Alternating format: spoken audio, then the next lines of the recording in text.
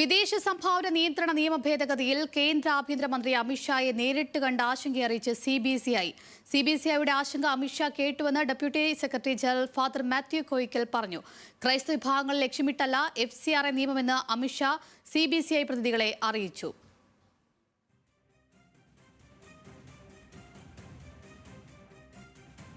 Proselytization എന്ന് പറഞ്ഞു കഴിഞ്ഞാൽ attempt to convert that can be interpreted in any way. Then we have told them we don't convert anybody. മതപരിവർത്തനം നടത്തുന്നുണ്ടല്ല പ്രശ്നമുള്ളതെന്നാണ് പുള്ളി ചോദിക്കുന്നത്. അപ്പം നമ്മളാരെയും മതപരിവർത്തനം നടത്തുന്നില്ല. അപ്പോൾ ഞാൻ അദ്ദേഹത്തോട് പറഞ്ഞു, അതായത് it can be misinterpreted and we can be targeted. He says it will not happen. വിവരങ്ങളുമായി ശരത്ലാലാണ് ചേർന്നത്. ശരത്ലാൽ, ഈ FCRA നിയമ ഭേദഗതിയുമായി ബന്ധപ്പെട്ടാണ് ഇപ്പോൾ CBCIകൾ പ്രതിനിധികൾ അമിത്ഷായെ കണ്ടിരിക്കുന്നത്. അവരെന്തൊക്കെയാണ് ചർച്ച ചെയ്തിട്ടുള്ളത്? ഇത് CBCIക്ക് അനുകൂലമായ ഒരു സാഹചര്യമാണോ? എന്താണ്? ഇല്ല, അത് തന്നെയാണ്. കാരണം CBCIയെ സംബന്ധിച്ചിടത്തോളം തങ്ങളുടെ ആശങ്കകൾ പറയാനുമാണ് അമിത്ഷായുടെ കൂടിക്കാഴ്ച പോയത്. അതായത് 45 മിനിറ്റോളം കൂടിക്കാഴ്ച നീണ്ടിരുന്നു.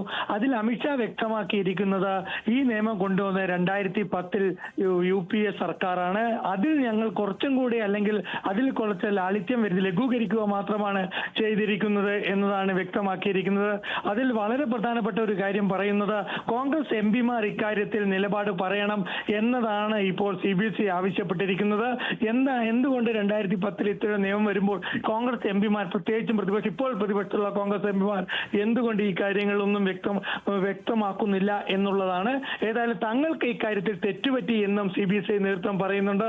ഒന്നാമതായിട്ട് തങ്ങൾ ഈ 2010 നിയമം പഠിച്ചില്ല, അതിൽ വീഴ്ച പറ്റി എന്ന് തന്നെയാണ് സഭാ നേതൃത്വം വ്യക്തമാക്കുന്നത്. ഏതായാലും അമിത്ഷാ ഇപ്പോൾ സഭാ നേതൃത്വത്തിന്റെ കോർട്ടിൽ ഇട്ടുവെച്ചിരിക്കുന്നു എന്ന് വേണം പറയാൻ. കാരണം അമിത്ഷാ കൈയൊഴിഞ്ഞിരിക്കുന്നു. ഇപ്പോൾ നിലവിലുള്ള ഈ വിദേശ നാണയ ചട്ടങ്ങളൊക്കെ കൊണ്ടുവന്നത് UPA സർക്കാരാണ്. കൊണ്ടുവന്ന ഭേദഗതി അത് അത്രയും കർക്കശമായ ചട്ടങ്ങളിൽ ഇളവ് അനുവദിക്കാൻ വേണ്ടി എന്നതാണ്. അമിത്ഷായുമായി കൂടിക്കാഴ്ച നടത്തിയിരിക്കുകയാണ്. അതിന്റെ വിവരങ്ങളാണ് ശരത്ലാൽ പങ്കുവച്ചത്.